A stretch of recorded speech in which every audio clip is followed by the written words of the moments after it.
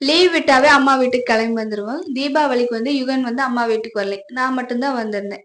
அவன் போலான்னு சொல்லிட்டு நாங்க கிளம்பி வந்துட்டோம். வந்ததுமே பார்த்தா பனைமரத்துலேருந்து ஏதோ குட்டி குட்டியா பறந்து போயிட்டு இருந்துச்சு. இது நாங்க தோக்குருவின்னு சொல்லுவோம். ஒரு 1000 குருவி எல்லாம் இருக்கும், பறந்து போச்சு. ஈவினிங் டைம் ஆனாதான் அது வெளியே போய் பறந்துட்டு அது சாப்பிடுறது எல்லாமே இந்த சின்ன சின்ன சிட்டுக அந்த மாதிரிலாம் தான் பிடிச்சி சாப்பிட்டு இருக்கு. தோட்டத்துக்குள்ள எல்லாம் இருக்குங்களே வெட்டுக்கிளி, அது இதை சாப்பிடும். சின்ன சின்ன பூச்சிகள் ஈசல் அதெல்லாம் சாப்பிடும். இது உங்க ஊர்ல நீங்க அதுக்கு பேர் என்ன சொல்லுவீங்க சொல்லுங்க. நெறைய பறந்து போயிட்டு இருந்துச்சு. சரி போயிடுச்சே இந்த பக்கம் திரும்பி பார்த்தீங்கன்னா, ரோஸ் அப்படியே விரிஞ்சது அழகா இருந்துச்சு. அடுத்த நாள் உதிர்ந்துரும். அது இன்னைக்கு விட்ட பூவு.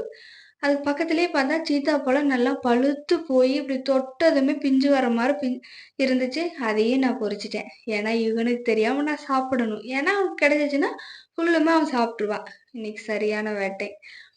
அப்படியே எடுத்து திடீர்னு கையில தொட்டதுமே பிஞ்சு வந்துருச்சு. அது எப்படியே நாலங்கா நான் மட்டுமே சாப்பிட்டேன். ஊருக்கு வந்ததுமே நம்மளுக்கு சரியான லக்கு தான். யாரெல்லாம் அம்மா வீட்ல வந்து ரொம்ப என்ஜாய் பண்ணுவீங்க? கமெண்ட்ல சொல்லுங்க.